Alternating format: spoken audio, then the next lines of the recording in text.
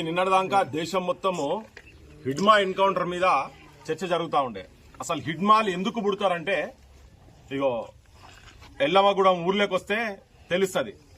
భూస్వాములు వాళ్ళ అరాచకాలు, రాజ్యాన్ని నడిపించి రాజ్యాంగ రక్షణ చేసేటువంటి రాజకీయ వ్యవస్థ రాక్షసుల చేతులలో, కోమటిరెడ్డి వెంకటరెడ్డి అనే ఒక రాక్షసుని చేతులలో, అటువంటి వాళ్ళ చేతులలో ఉంటే హిడ్మాలు పుడతారు.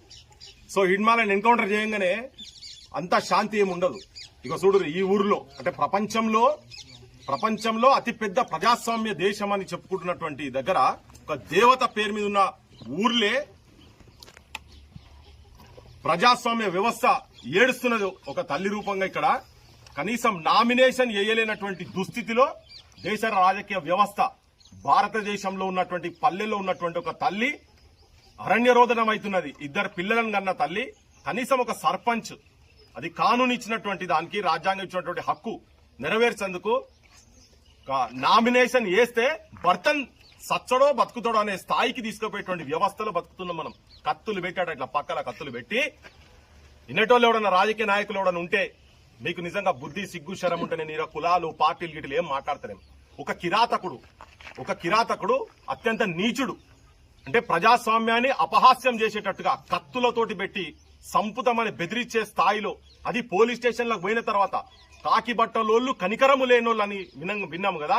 ఈ కనికరం లేనటువంటి చదువుకున్నటువంటి వాళ్ళు వీళ్ళు చెంచాలై, బ్రోకర్లై పోలీస్ స్టేషన్లకు పోయిన తర్వాత కూడా పెద్దోళ్ళతో ఎందుకు రా నువ్వు పంచాయతీ పెట్టుకుంటావు, నువ్వు బచ్చగానివి, నువ్వు ఎందుకు పంచాయతీ పెట్టుకుంటావు, వాళ్ళ కంట్లలో పడకు బిడ్డ, నువ్వు సంతకం పెట్టిపో తెల్ల కాగితం మీద అని చెప్పని పోతే ఒక వీరనారి లెక్క, ఒక సమ్మక్క లెక్క, ఒక సారక్క లెక్క, సాకలి ఐలమ్మ లెక్క, ఈ ప్రాంతంలో పుట్టినటువంటి ఉమ్మడి నల్గొండ జిల్లాలో పుట్టినటువంటి బెల్లి లలిత లెక్క ధైర్యం చేసి నామినేషన్ ఇచ్చింది కదా. ఈ తల్లిని చూసిపెట్టేందుకు వచ్చినాం, ఈ అక్కను చూసిపెట్టేందుకు వచ్చినాం. వీడికి వచ్చినాక నిజంగా అమ్మ తెలంగాణ మొత్తం నీకు చూస్తున్నది. తెలంగాణలో ప్రతి ఆడబిడ్డలు ఇగో ఈ చైతన్యం కావాలి. బరాబర్ ఈ ఊరి ప్రజలకు మొత్తం చెప్తున్నా, మీరు ఆత్మాభిమానంతో నుండి ఒక దుర్మార్గుని, ఎట్లయితే రాక్షసులను దేవతలు చంపితే ఎట్లయితే దేవతలు అయినరో అట్లా మీ ఊర్లో ఒక దేవత లెక్క తన ఇలా పుట్టింది. ఇక్కడ ఎదురు తిరిగింది.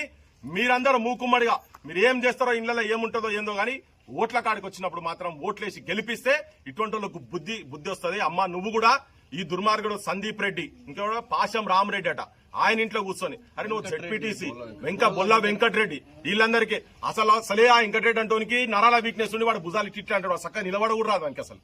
అటువంటి వాడు వచ్చి అరే నాయన ఈ టెన్షన్లని పెట్టుకుంటే ఆయన నరాలు బలికి చచ్చిపోతావు. రాజగోపాల్ రెడ్డి పేరు చెప్పినట్టు ఇక్కడ పోయే కాడ ఆయన పిఏ అని చెప్పి రాజగోపాల్ రెడ్డి కదా, ఆయన ఇద్దరు అన్నదమ్ములు దొందే. అది మీ అరాచకాలైంది, ఆయనకు అర్థమైతే లేదు. ఇదే కాడ